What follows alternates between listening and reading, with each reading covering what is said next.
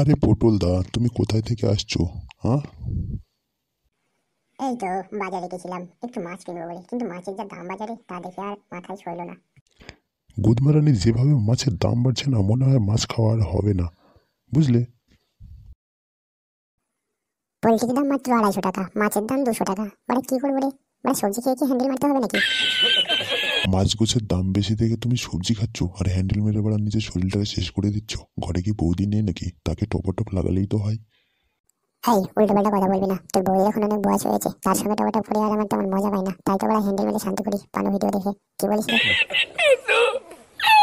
তুমি তাহলে বড়া হ্যান্ডেল মেরেই শরীরটা নষ্ট করো, বৌদি বড়া অন্যজনের সঙ্গে ঘপাঘপ করে নিক, তখন কি বড়া পুরো শান্তি হবে। তোর বউদির যা ভোদা, তার থেকে আমার কলা গাছে গোছানো অনেক ভালো। আর বুঝলি, পানো ভিডিওতে বেশি শান্তি আছে। হ্যাঁ, ওইসব বৌদি কথা বাদ দে। ঢ্যামনা চোদা, বুড়ো বয়সে কাকে ফোন করছিস? তোর আবার গার্লফ্রেন্ড আছে নাকি? হ্যাঁ, না রে বোকাচোদা, বাজার থেকে মাছ আনতে বলেছিল তোর বৌদি, পেয়েছি কিনা সেটাই ফোন করেছিল। তো মাছের দাম দেখে তো আবার চলে আসলাম, কি আর করবো, যাই বাড়ি গিয়ে সবজি ভাত খেয়ে হ্যান্ডেল মেরে শুয়ে পড়ি। আর তো আজকে মাছ বেশ খাওয়া হলো না, পরে কথা হবে।